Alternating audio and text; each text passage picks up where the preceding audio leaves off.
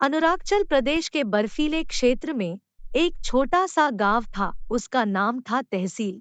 वहां अक्सर बर्फ गिरती रहती थी। उसके पास ही चाइना बॉर्डर हुआ करता था। वहां पर सैनिक देश के सुरक्षा के लिए खड़े रहते थे। तब भीम नारायण राजा बने थे। वह खाने के शौकीन थे। वह रोज अलग अलग पकवान खाकर खुश रहते थे। अगर कोई नए किस्म का पकवान लाता तो उसे सोने चांदी दे दिया करते थे। एक उसी गांव में राजू अनीता नाम के एक समोसा का दुकान चलाते थे। उसके सामने एक और समोसा का दुकान था। वह समोसे की दुकान परमेश और लक्ष्मी चलाती थी। राजू के यहाँ भी ना मिलावट के समोसे भी बहुत अच्छे होते थे और वहाँ पर लोग भी बहुत ज्यादा खाने के लिए आते हैं। परमेश के मिलावटी समोसे बेचने के कारण उसके दुकानें नहीं चलती थी। परमेश लक्ष्मी हमेशा उसके सामने वाले समोसे वाले को देखकर हमेशा जला करते थे। छी छी, इनके वजह से हमारे व्यापार में बहुत ज्यादा नुकसान हो रहा है। अगर ऐसा ही चलता रहा तो इस गांव में रहना मुश्किल हो जाएगी। किसी दिन इनको सबक सिखाना होगा। किसी दिन क्यों, जब इन लोग पहाड़ के उस पार दुर्गा माँ के मंदिर जाते हैं उसी समय कर लो। उस समय परमेश बैलगाड़ी का किल्ली निकाल दिया। अगले दिन राजू और उसके पत्नी मंदिर के लिए पूजा करने के लिए निकल गया। जब गाड़ी पहाड़ पर जा रही, उसका बैलगाड़ी खराब हो गया। फिर बैलगाड़ी लुढ़कते लुढ़कते वह एक खाई में जाकर गिर गई। राजू अनीता बेहोश हो गया। कुछ देर बाद वह खड़ी हो गई। उसके सामने एक चाइना के कुछ लोग हैं जो देखने में बहुत ही छोटे। उसके पत्नी और पति और 2 बच्चे थे। अरे अरे, तुम्हें क्या हुआ? तुम हमारे देश में कैसे आ गए? अगर हमारे सैनिक तुम्हें देख लेंगे तुम्हें मार देंगे। ध्यान रहे, यहाँ से तुम जल्दी जाओ। श्रीमान, हमारी गाड़ी अचानक से पलट गई। आपको देखने से तो आप हमें अच्छे आदमी दिख रहे हैं। आप हमारे देश जाने के लिए मदद कीजिए। वैसे आप लोगों को हमारी भाषा कैसे आती है? आपका नाम क्या है?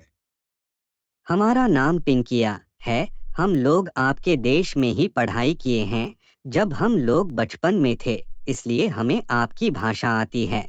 आपके अपने देश में जाने की जिम्मेदारी हमारी है। यहाँ पर आप रहेंगे तो खतरा होगा। पहले आप हमारे घर चलिए। तब वह लोग दोनों उनके घर गए। आज हम आपको बॉर्डर पार रात में करा देंगे, लेकिन जो आपके देश में बहुत ही ज्यादा पसंद करते हैं वह आप हमारे लिए पकवान बनाकर खिलाइए और हमें सिखाइए। तब राजू और अनीता मिलकर समोसा बनाए। समोसा बनाकर जिनकी और उनकी पत्नी खाकर दंग रह गए। आहा आहा, यह कितने स्वादिष्ट है। अद्भुत, वाह। आहा, हाँ हाँ, यह हमें और खाने का मन कर रहा है। बहुत अच्छा है। इसका स्वाद आज हमारे देश में जो अच्छी पकवान बनती है मैं आप लोगों को सीख आऊंगी और खिलाकर दिखाऊंगी। कहकर मोमो बनाया। वे लोग अच्छे से सीखे। मोमो खाकर राजू अनीता को बहुत ही पसंद आया। उनकी खूब प्रशंसा किए। उस रात जिंगपिन वाले उनसे बॉर्डर पार करा दिए। फिर वह लोग अपने दुकान पर मोमो बनाना और बेचना शुरू कर दिया। उसके बनाए गए मोमो को खाकर लोग बहुत ही खुश हो गए थे और परमेश के दुकान के सामने लोग तो आते ही नहीं थे। यह लोग फिर हमारे सामने आ रहे हैं। यह मोमोज क्या है? यह लोग बनाते कैसे हैं? वह बनाकर हम भी बेचे तो कैसा होगा? हे भगवान, इतने बेवकूफ पति तुम मिले हो। मुझे अभी बेचने से क्या मिलेगा? जब या हम राजा साहब को खिलाएंगे तो हमें वह बहुत ही सोना देंगे। हम लोग कल ही चलेंगे। अगले दिन दोनों परमेश से मोमो खरीद कर डब्बे में दल लेते हैं।